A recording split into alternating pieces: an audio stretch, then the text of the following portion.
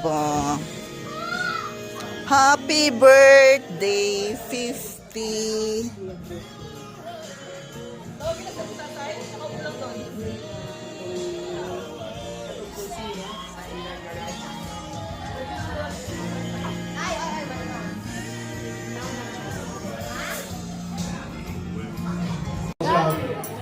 Princess, they tried to find a way to organize this one, and everyone is willing to contribute because of the life that Ate Sasay is, the meaning that Ate Sasay has to us in all of our lives. She is a very special sister of ours in faith, and we celebrate her life today.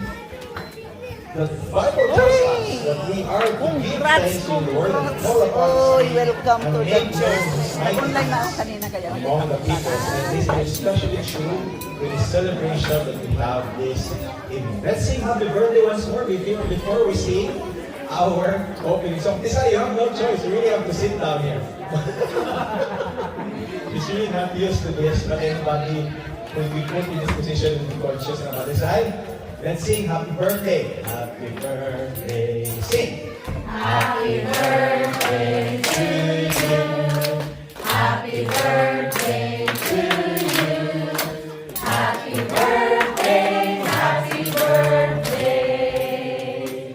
Happy birthday to you. Amen. Happy birthday. I will praise the Lord for the gift of life. 50 years of blessed life living in Jesus. We'll sing our opening song. Let's also and sing to God be the glory as Samson plays for us. First and third stanza only. To God be the glory.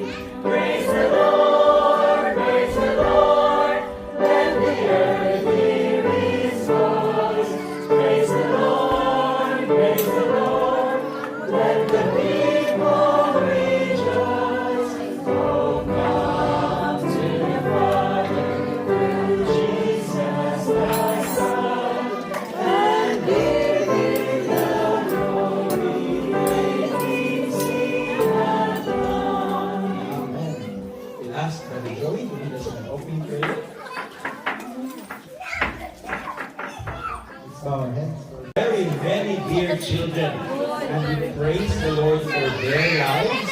They are so blessed, but yes, we are so blessed by their innocence and their full faith in their parents. Children, so hi, Sus Caldera Sepo, Mama, Lola,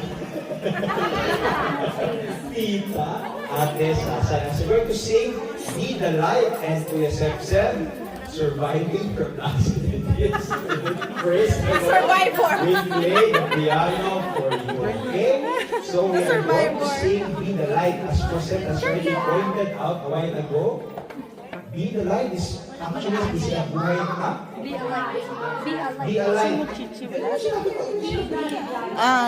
Wala na dayon. Sige. Dili lang ko kayo nakitaan mo kung saan. Sa buhay daw ni Ate Sasay ang message ng kanta to. She is giving a light to the lives she touches, her family, to us, and to these kids. Oh, children, hi. Please, second, Tita Sasay. Sige.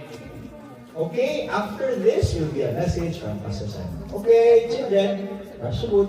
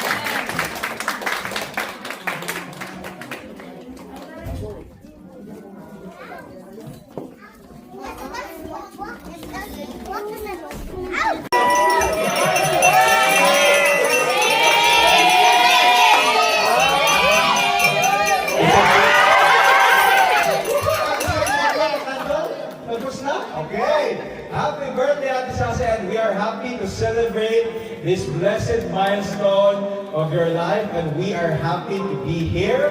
Kahit we failed to surprise you because of your mapamatsyag na senses, but you have always been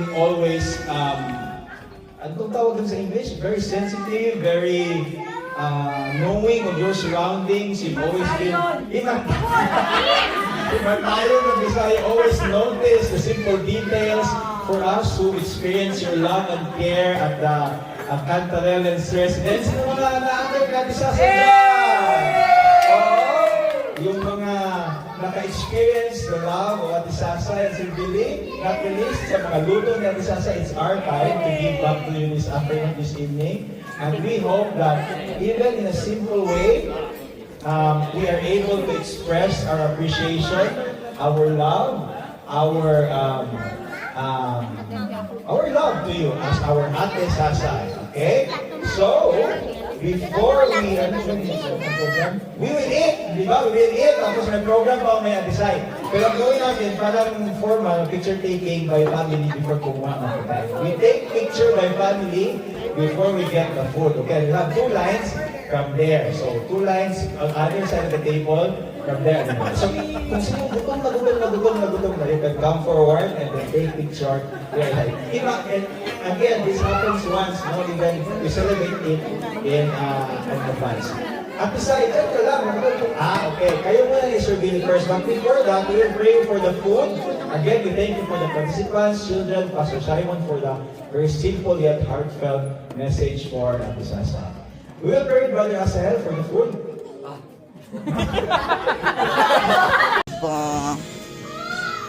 Happy birthday, 50.